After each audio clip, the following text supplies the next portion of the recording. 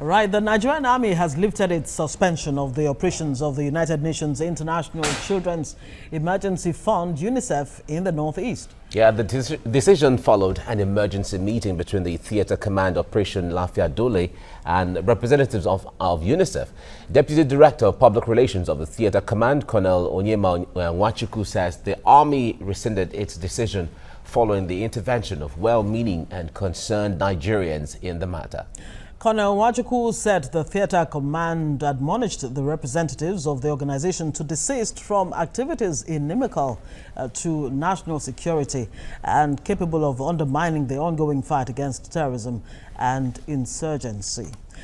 Well, we have with us a retired major of the U.S. Army with over 20 years experience, had 6 combat tours in Afghanistan and the Middle East, a risk management and security expert, Major Adebayo Adeleke, retired. Good morning. Good morning, ma'am. It's nice to have you join us now. Thank you, okay, thank you, and compliments of the season. Yes, absolutely, to you too. Now, this suspension and then the lifting, the suspension on UNICEF activities in the Northeast by the military, I wonder how troubling it is. I mean, when an aid organization that should be, helping both the activities of the military and helping people who are caught in the line of fire, who become victims in these issues, are accused of aiding the terrorists. I mean, what do we do with this kind of situation? It's quite interesting. Normally, this is normal. Of course, you probably don't know much of this, but actually, this shouldn't play out in the media. But I'll give you historical background on some of this and some of my experience working with NGOs across the world. Actually, we've been having NGOs in combat since 13th century China. So this is not a new concept. This contestation and this antipathy between the military and non-governmental organization has started a long time ago. And the fact of the matter is there will always be non-governmental organization in combat. There will always be going to be there, and the military has to deal with it. But the issue is that this so-called collaboration has not been effective over the course of time. In Afghanistan, in Iraq, we always have issues with it. And the Nigeria case is not different. But normally what happens when military plan, because look, both the NGOs and the military operate in the same operational environment, we call operational environment. So they have to figure out a way to both work together. Most military planners don't understand the NGOs and what they bring to the table. And most NGOs believe that the military they're encroaching into their territory. So it's always that tug of war between both. So after World War II, after 1945, when United Nations was instituted and the world was divided, so this issue of impartiality was kind of part of the charter for non-governmental organizations.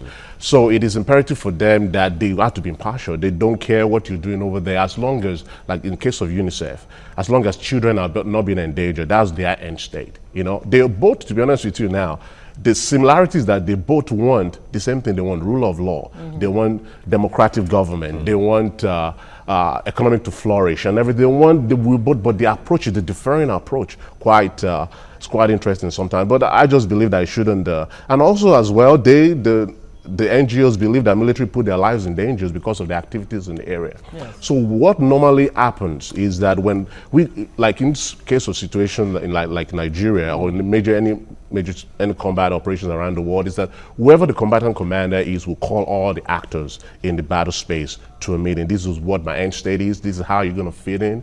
And information sharing is necessary. It is important for safety of everyone. Because if an NGO goes down, who are they going to call to go and rescue? There's a lot of concern. Like you mentioned earlier, you said that the concept of humanitarian activity has been there long ago, from 13th century China and up until now.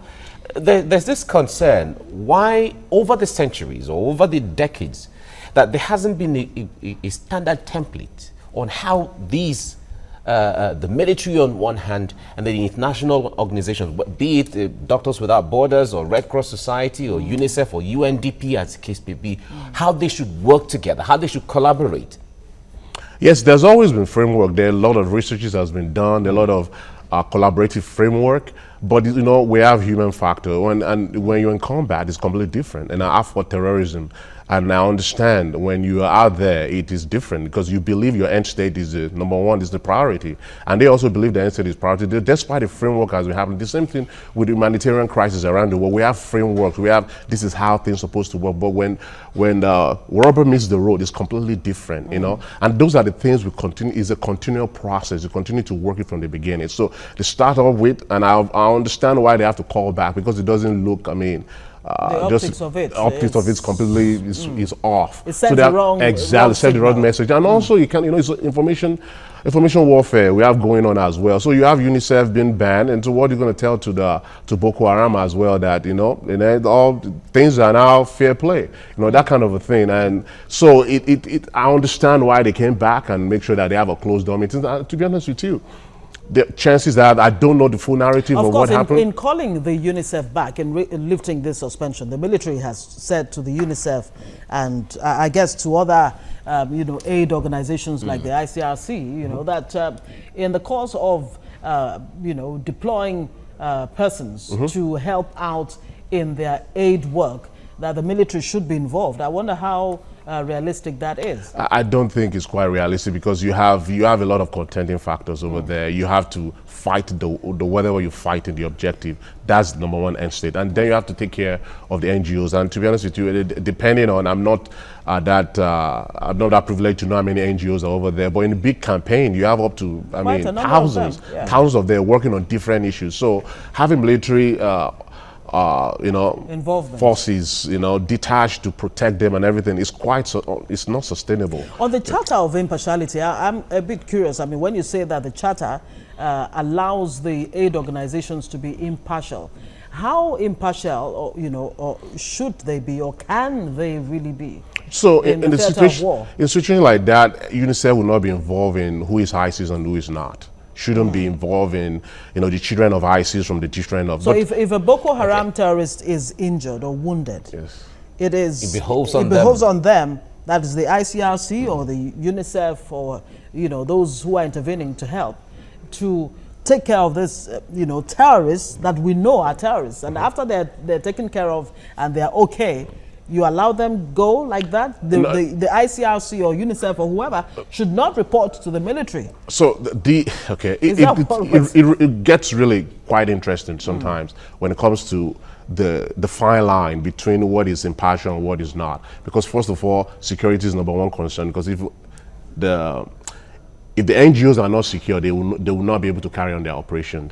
So in the situation of UNICEF, let's say for prime example, because they are in a case in point over here, they have to make sure that the children are safe, regardless of whoever, children of Boko Haram or whatnot. Their end state is to make sure that children are properly taken care of. The military might have a different position. They might want to take in the children as a way of tactics of drawing back their parents who are Boko Haram. You know, that's where bone of contention, that's where friction literally happens. You know, this is how we see things, that we believe there's a tactic that could work. Like, no, these kids have to be taken care of. They're not to be used as a pawn, you know. Those kind of situations is where they can work things out. Okay, let's do it this way.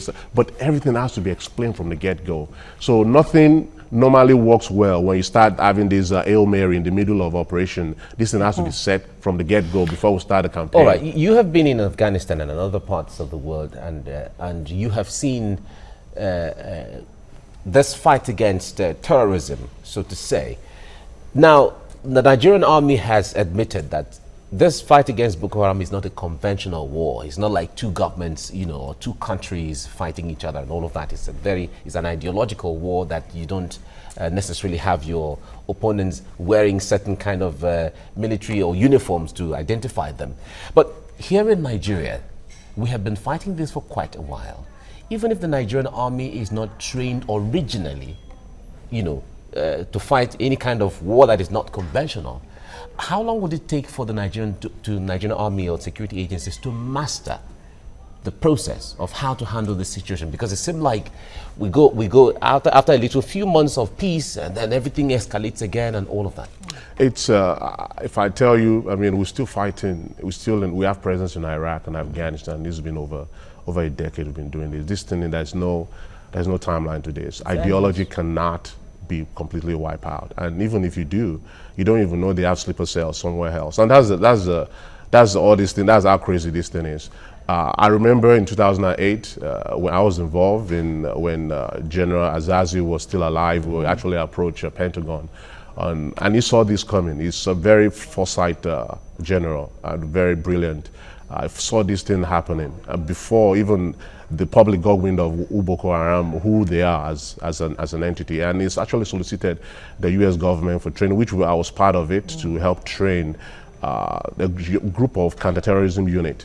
I don't know what became of them. To be honest with you, once we finished our training, I don't know what became of that unit. But that unit is supposed to have be the edge out there, the tip of the spear, and going out there and sorting this thing out before it actually got to what it is right now. But unfortunately, the actions or inactions or whatever happened back then, we're actually seeing in a full display right now. The ideology is hard to wipe out, and we have to, as we use in Afghanistan, as we use the same thing in Iraq, we have to sit down. Obviously, there's a lot of peace talk going on right now, and that is what it has to take. At some point, we have to understand that we cannot win this thing by fighting. We have to figure out other methods.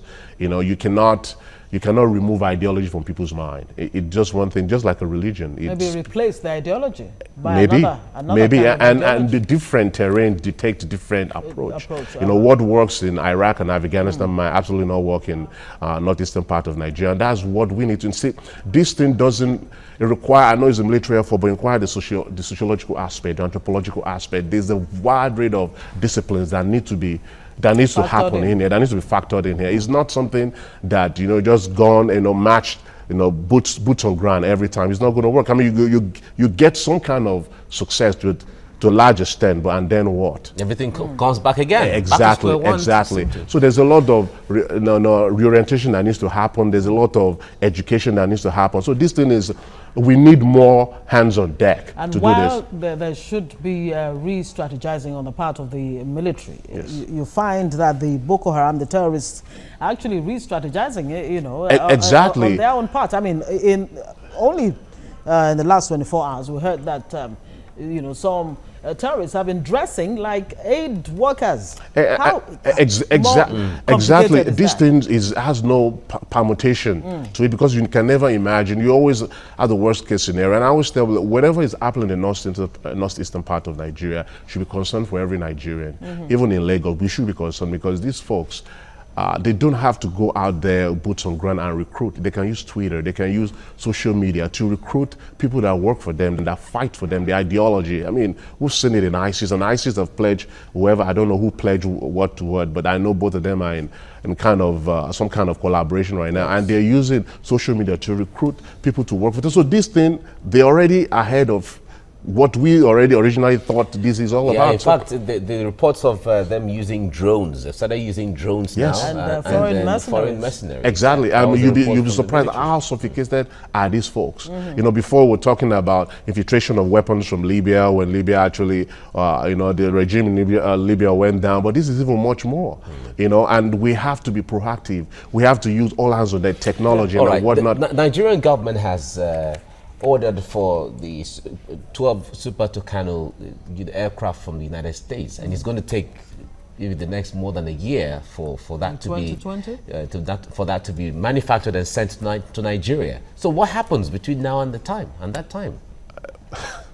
Do you see the military being helpless in any way? I don't think I think the will to fight is the number one of all. The will to fight, and I would say, kudos to Nigerian military. I mean, you have to give it to them, because I fought terrorism not on the soil of America. I fought terrorism outside the borders of America. But you can only imagine Nigerian soldiers fighting people that will actually be their relatives, and open warfare in their own country. It's something that you cannot. I mean, you can't imagine. You cannot fathom what goes through their mind on a daily basis, and that is quite hard. And so you just imagine them fighting. That strategy of taking the war to the insurgents, to the terrorists, seem to be working for the United States. I mean, you've not had any situation in the homeland, America. But let's even quickly come back to this issue.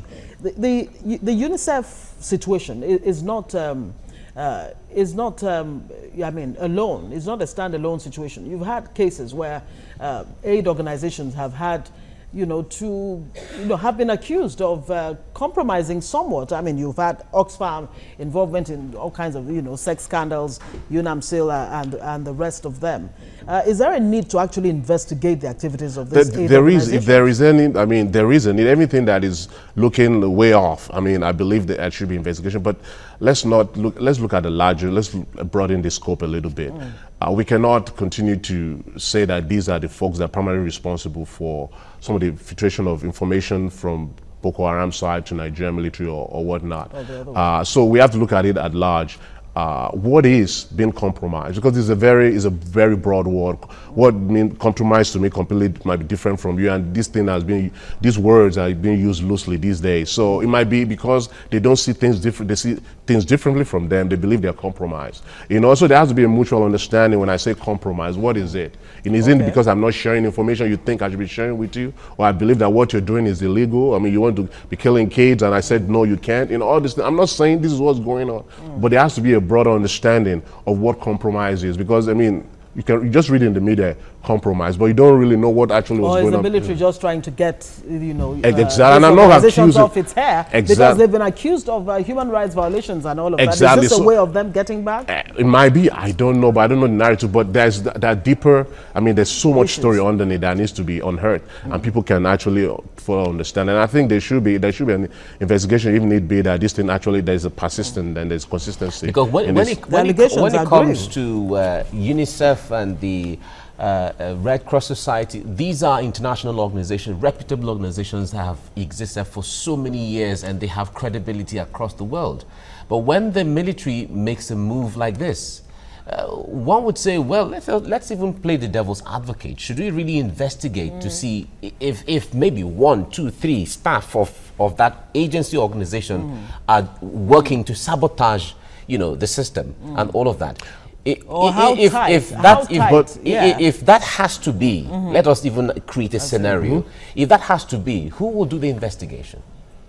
It has to be from United Nations or somebody that has a joint body that both Nigeria and this organization actually call for. But you also have to understand that these organizations recruit from the local community. So it's not too far-fetched. That allegation is not too far-fetched. It's not like they're going to bring somebody from US or Austria to come and work over there. They will rely on local workers that know the terrain to actually work for them. So if those local terrain have families that are involved in this, so it's not too far-fetched of an allegation, but at the same time, it's worth looking into. Okay. All right. Thank you very much. Major Adebayo Adeleke, retired, 20 years experience in the U.S. Army. Thank you so much for joining us this morning. Thank you so much.